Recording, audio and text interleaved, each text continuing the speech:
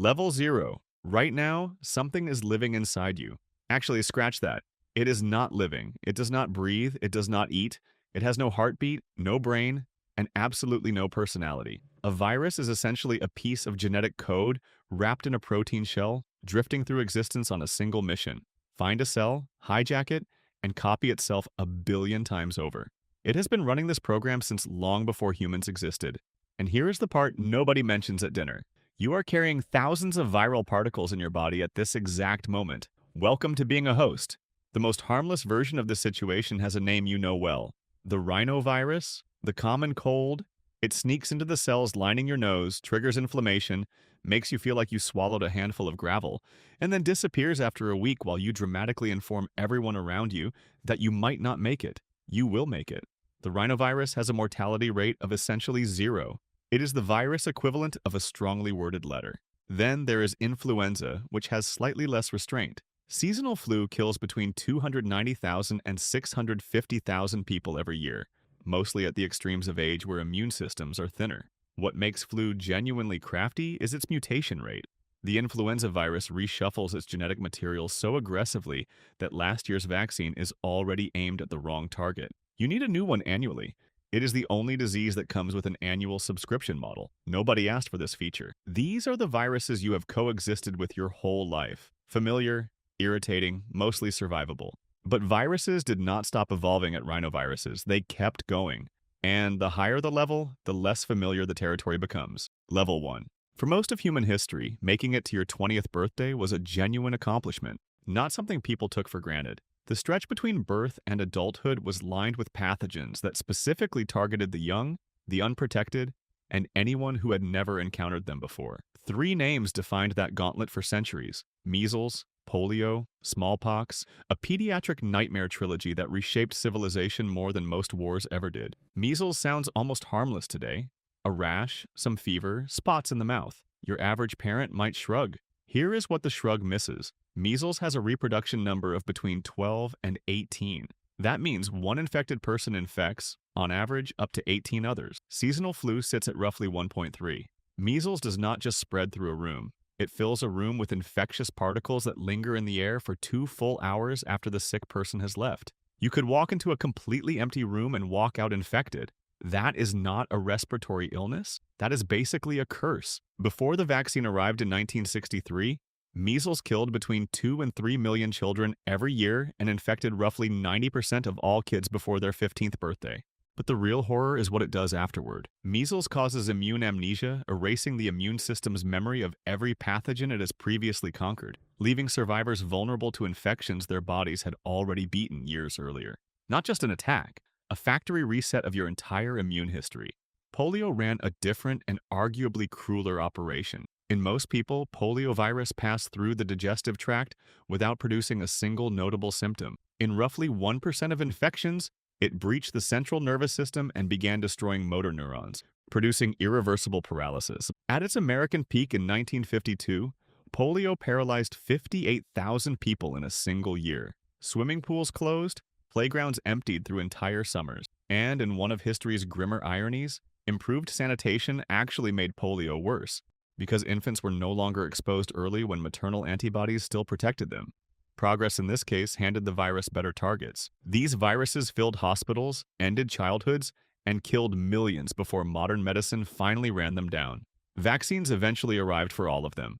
The next one moved too fast for that kind of orderly response. What came next did not give the world time to react before 500 million people were already infected. Level 2.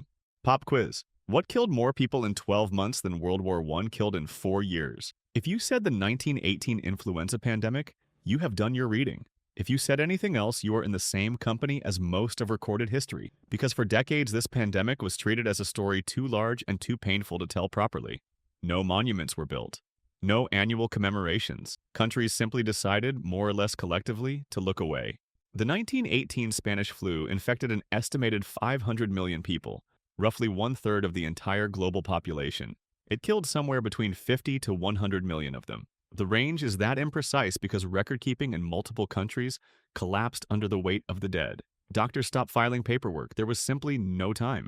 What separated the 1918 H1N1 strain from every influenza outbreak before or since was its choice of victim. Normal flu kills hardest at the very young and the very old. The 1918 strain killed healthy adults aged 20 to 40, soldiers, nurses, farmers, young parents. Current research suggests the virus triggered a cytokine storm, an immune overreaction so violent that a stronger immune system actually produced a more destructive self-attack on the lungs. The best defense your body had became the weapon that killed you. Philadelphia in September 1918 is the case study. Public health officials warned the city. The city ignored them and held a massive Liberty Bond parade to support the war effort. Within 72 hours, every hospital bed in Philadelphia was full. Within 6 weeks, 12,000 Philadelphians were dead. The city ran out of coffins. Mass graves were dug with steam shovels because hand digging could not keep up with the mortality rate. The pandemic gets called the Spanish flu, not because it originated there, but because Spain was a neutral country with a free press that actually reported on it honestly. Every warring nation censored the news to protect military morale. Spain told the truth and got named for a disease it did not start. Even the deadliest modern pandemic in history was filtered through propaganda. The 1918 flu was still just influenza. What comes next comes directly from your blood supply. Level 3. Some viruses make you sick. This category takes your body apart from the inside. Methodically, viral hemorrhagic fevers share a core mechanism: the systematic destruction of the vascular walls that keep your blood supply inside your body where it belongs. Ebola virus disease is the name most people associate with this category, usually because of news footage of healthcare workers in full hazmat gear looking extremely stressed. The stress is justified. Ebola attacks two things simultaneously: the cells lining your blood vessels and the immune cells designed to stop exactly this kind of attack. It disables your defense and dismantles your plumbing at the same time. In severe cases, hemorrhaging occurs from the gums, eyes, nose, and skin as blood vessels throughout the body lose integrity. Your own vascular system fails. Ebola case fatality rates range from 25% to 90% depending on the strain. The 2014 to 2016 West Africa outbreak infected over 28,000 people and killed more than 11,000. The healthcare systems of Guinea, Liberia, and Sierra Leone collapsed under the strain. Healthcare workers contracted Ebola at catastrophic rates because treating a dying patient in that condition is one of the most dangerous environments a human being can voluntarily enter. Few viruses change the atmosphere of a room the way Ebola does. Marburg virus, Ebola's closest known relative, made its human debut not in a jungle but in a German research laboratory in 1967, traced to imported African primates. It was the first evidence that a biosafety level 4 pathogen could appear without warning in a modern European scientific setting. Lassa fever, Crimean Congo hemorrhagic fever, hantavirus, each lives silently in its reservoir. Each spills occasionally into humans when circumstances align incorrectly. The one fear that defines this entire research field is whether any member of this family could develop efficient airborne transmission between humans. None have achieved it yet, but there is one virus that did achieve efficient transmission. It killed 300 million people in a single century, and humanity actually beat it. Level 4. Smallpox is the only human infectious disease ever permanently erased from nature. That sentence represents the single greatest collective achievement in the history of public health. Understanding it requires first understanding what smallpox actually was, because most living people have no frame of reference. Variola virus infected humans for at least 3,000 documented years. It killed approximately 30% of every person it infected. Survivors were left with severe, permanent scarring across the face and body, and roughly a third of all survivors lost their vision entirely. When it arrived in the Americas with European colonizers, indigenous populations with no prior exposure saw estimated mortality rates of 90% in the decades following contact. Not primarily from conquest, from smallpox. In the 20th century, a century of antibiotics and surgical advances, and the complete invention of modern medicine, smallpox still killed an estimated 300 million people, more than every war of that century combined. The only defense was the vaccine Edward Jenner developed in 1796, built on the observation that milkmaids who contracted cowpox appeared immune to smallpox. This single observation became the logical foundation of every vaccine ever developed in human history. Jenner stumbled onto the operating principle of immunology 150 years before anyone could explain why it worked. The WHO eradication campaign required 13 years of coordinated global effort across nations simultaneously pointing nuclear weapons at each other. It was certified complete in 1980. The last natural case was Ali Mao Malin, infected in 1977 and fully recovered. He spent the rest of his life as a disease vaccinator. He knew better than most people what eradication actually cost. Two official samples of live variola remain on Earth today, one at the CDC in Atlanta, one in Novosibirsk, Russia. Scientists have argued for decades about destroying them. The argument has never concluded. Smallpox could be beaten by a vaccine. The next virus still cannot be beaten by anything except human willpower and pharmaceutical budget. Level 5. HIV does not announce itself. Every other virus on this list has dramatic early symptoms, a fever, a hemorrhage, a rash, something that tells you the game has started. HIV enters the body and begins its work in complete silence, often for months, sometimes for a decade. By the time people without access to testing discover they are infected, the virus has frequently already been replicating inside them for years. The target is specific: CD4 plus T cells, the coordinators of the entire immune response. HIV infiltrates these cells, uses their machinery to replicate, and destroys them in the process. The count drops slowly, year by year. When it falls below 200 cells per cubic millimeter of blood, the diagnosis shifts from HIV to AIDS. At that threshold, your immune system can no longer suppress the infections that exist harmlessly all around you. Pneumocystis pneumonia, toxoplasmosis, cryptococcal meningitis, ordinary biology becomes lethal.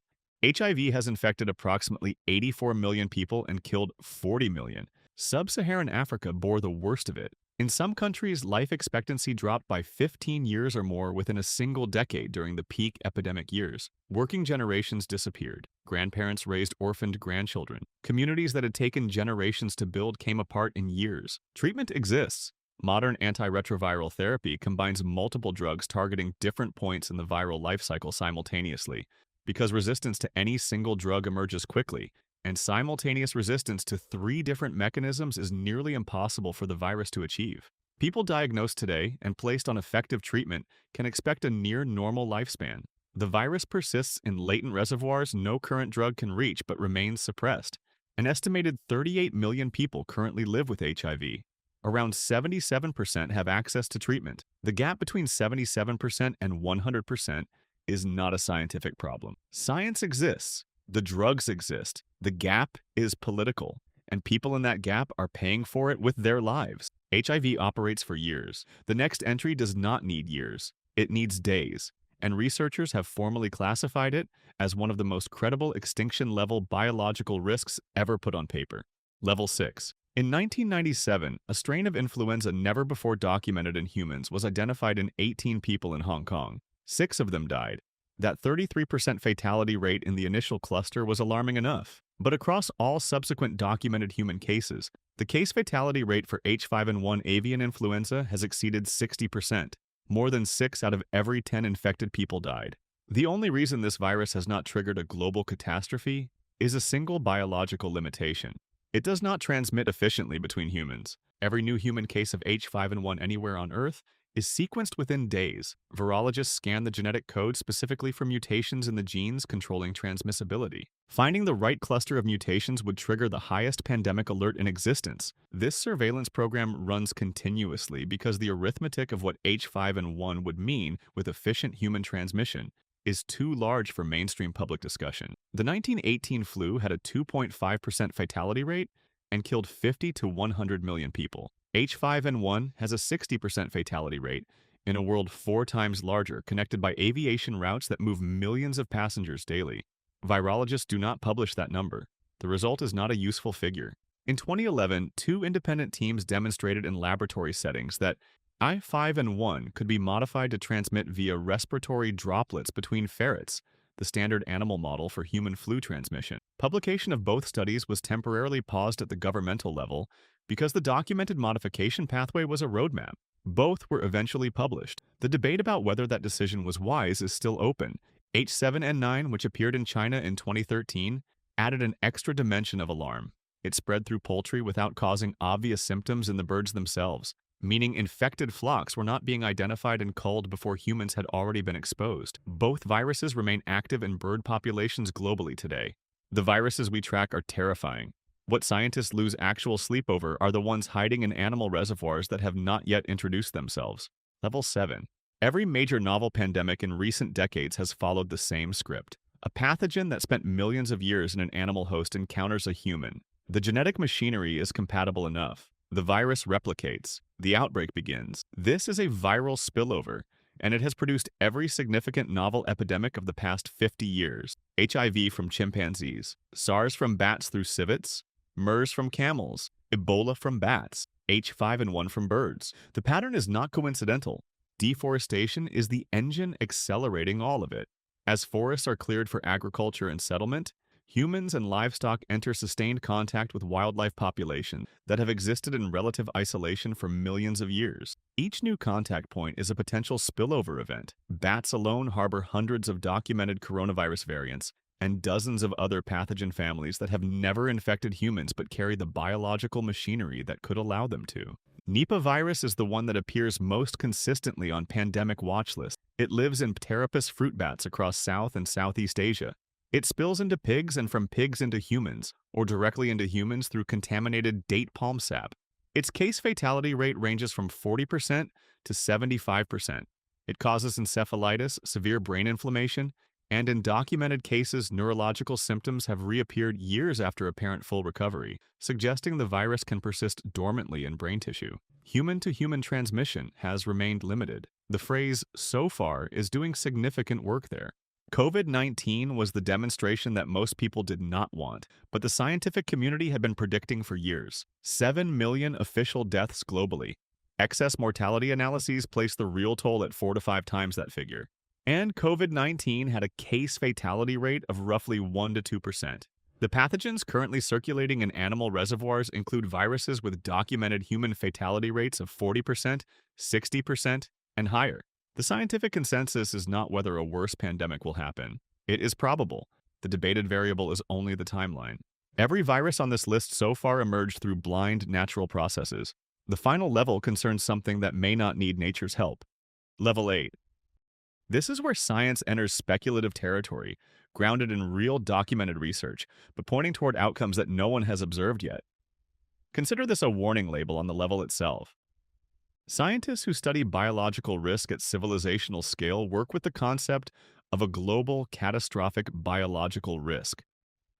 The definition: a biological event capable of killing more than 1 million people or collapsing the systems civilization needs to function. Food distribution, power generation, medical care, law enforcement. These systems require human operators. When enough operators are simultaneously dead or incapacitated, the systems begin to fail. Mass casualty events and civilizational collapse events are not the same thing. The second is far harder to recover from. No natural virus has fully achieved that threshold. But the components required exist in nature, already documented, already studied. Combine measles-level transmissibility with HIV-style asymptomatic spread, lasting years, and an Ebola-level case fatality rate. Each characteristic exists in a known virus. That specific combination does not exist in nature. The word "yet" is doing a lot of work in that sentence. In 2002, researchers at Stony Brook University synthesized functional poliovirus entirely from scratch, using publicly available genetic sequences and commercially purchased chemicals, with no live virus as a starting point. In 2005, the complete 1918 influenza pandemic virus was reconstructed from fragments recovered from victims buried in Alaskan permafrost. Both experiments had legitimate scientific purposes. Both proved that the barrier between an eradicated pathogen and a functional one is a technical challenge, not a biological impossibility. The cost of gene synthesis has fallen by roughly 1,000 times in 20 years. The technical barrier continues dropping annually. Formal biosecurity literature describes the probability of a natural pandemic at civilizational scale as low in any given decade. The probability of a deliberately engineered one, produced by a state or non-state actor with sufficient resources, is described in peer-reviewed journals as growing, not shrinking. Viruses have existed for 3 billion years. They predate multicellular life. They predate oxygen in the atmosphere. They have survived every mass extinction in Earth's history and emerged from each one still running the same program. Find a host, copy the code, spread. We have built mRNA vaccine platforms that generate candidates within days of a novel sequence. We have global genomic surveillance networks monitoring viral evolution in real time. We are better prepared than any civilization before us. And the viruses are still coming. They were here 3 billion years before we showed up. That is an enormous head start. The difference between a runny nose and civilizational collapse is, biologically speaking, a question of which mutations arrive first. Somewhere right now, inside a bat, a bird, or a poorly labeled laboratory sample, the next candidate is already replicating. Blind, purposeless, completely indifferent to the 8 billion people going about their Tuesday. It just has not introduced itself yet.